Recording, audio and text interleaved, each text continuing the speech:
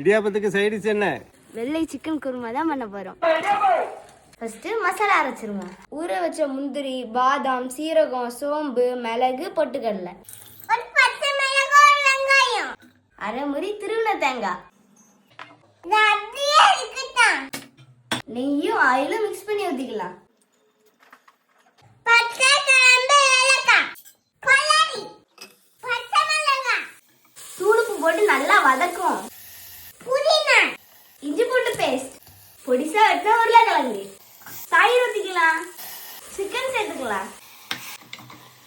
சீரகத்தூள், மல்லித்தூள்.